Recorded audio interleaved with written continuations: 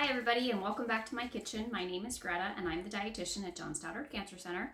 So I have another great recipe for you and it is freezing outside. It's just even too cold to even think about going outside. So the best thing you can do is stay in and make soup because it is now officially soup season. So I have a great new soup for you. It is a slow cooker soup recipe. We pretty much just get to dump everything into our slow cooker and let it go.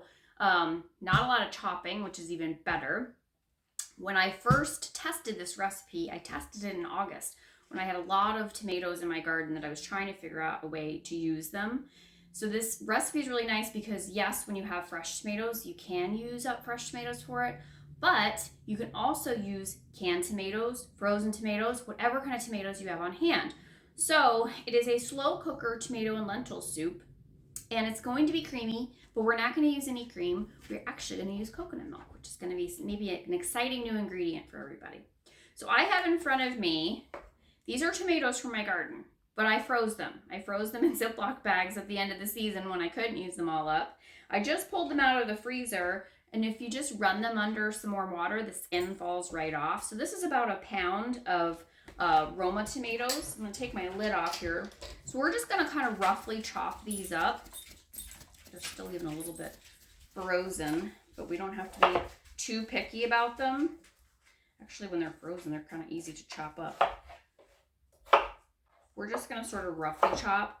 Now, if you don't have frozen tomatoes or fresh tomatoes, you can go ahead and use a 15-ounce can of either diced tomatoes, or you can use 15 ounces of whole tomatoes, whatever you've got. You can use a combination of tomatoes for this. So if you froze maybe some beefsteak tomatoes or some cherry tomatoes or whatever you have, feel free to go ahead and use that. Oh, these chop so nice when they're frozen.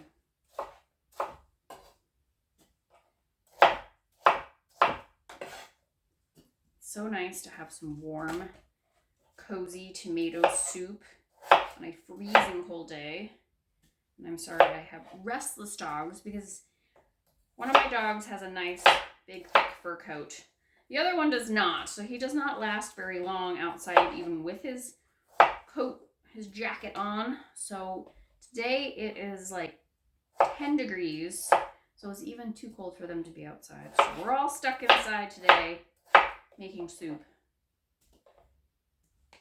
All right, a couple more.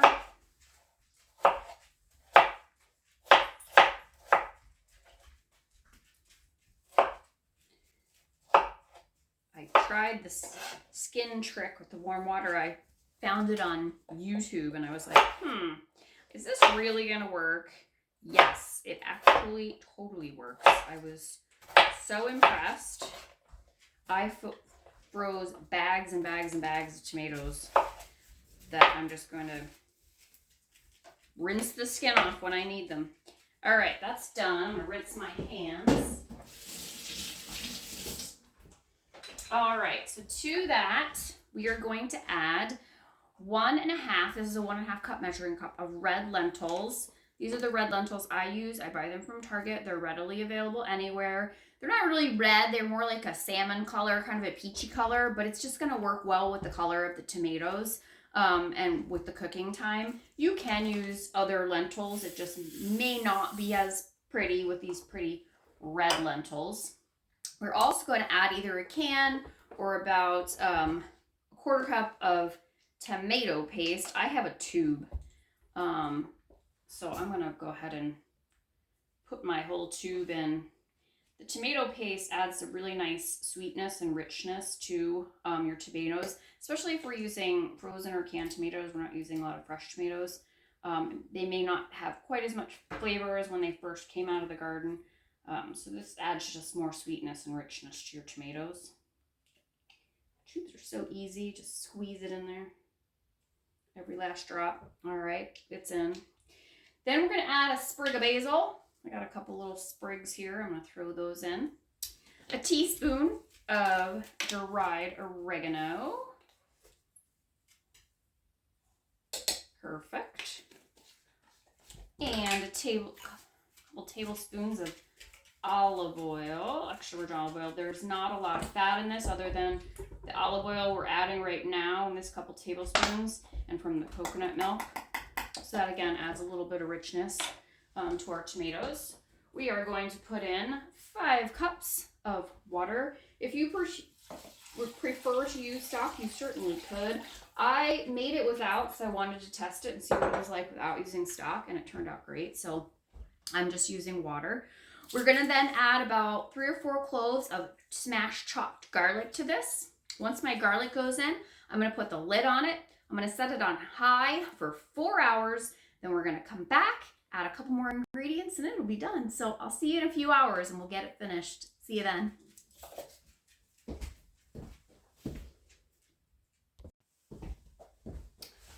Okay, I'm back because while I was chopping my garlic, I realized that I neglected to tell you about 2 really important ingredients you want to add right now, and that would be salt and pepper. Can't believe I forgot that. So since we're not using stock, really, this is your opportunity to season and add some salt because you're really not going to get salt from anywhere else.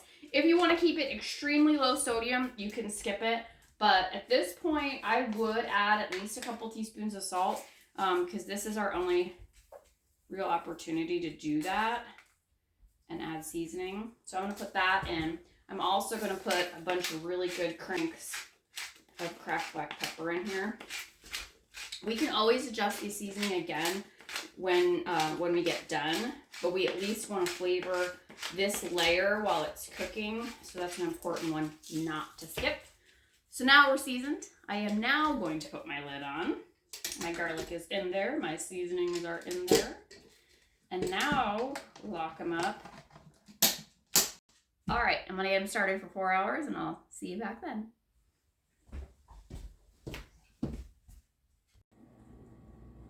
Hi everybody, I am back. It has been 4 hours and I've been cooking on high. So I'm gonna show you the last steps we're gonna do to get this all finished up. I'm gonna go ahead and open it up.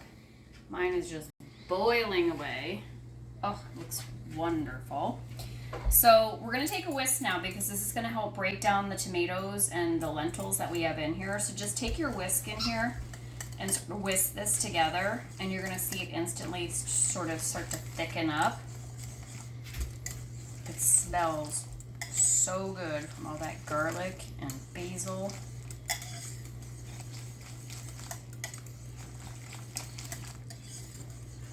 Perfect. All right, the last few things we're going to add. First, we're going to put in the juice of 1 lemon. So we're going to add some coconut milk. So the lemon sort of helps brighten this up. It sort of brings out the acidity of the tomatoes and kind of cuts the creaminess of the coconut milk.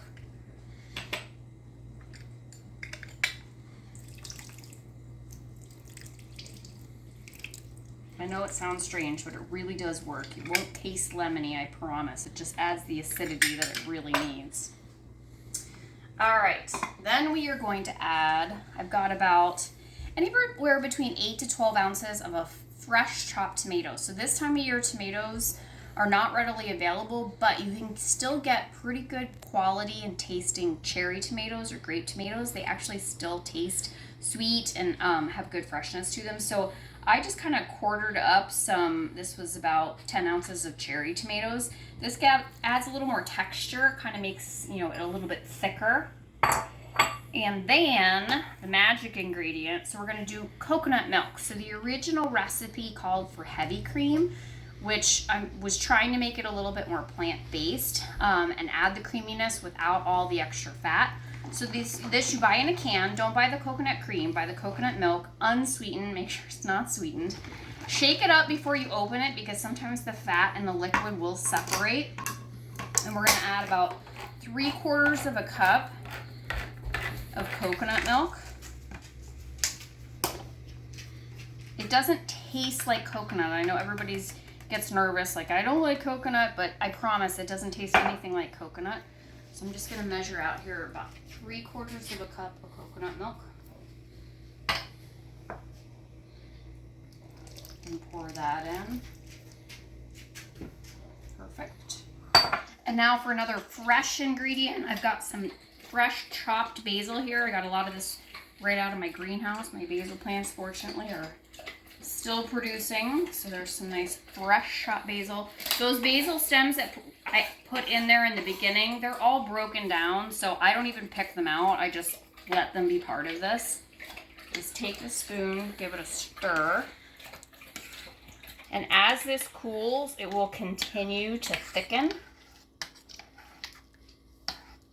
Oh my gosh, it smells so good. There's a basil stem that I can pull out right now.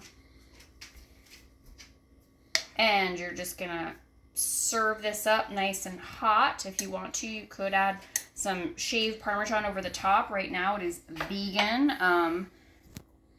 And it is delicious, hot, heated, warmed up on this very cold day. So thank you for watching and enjoy.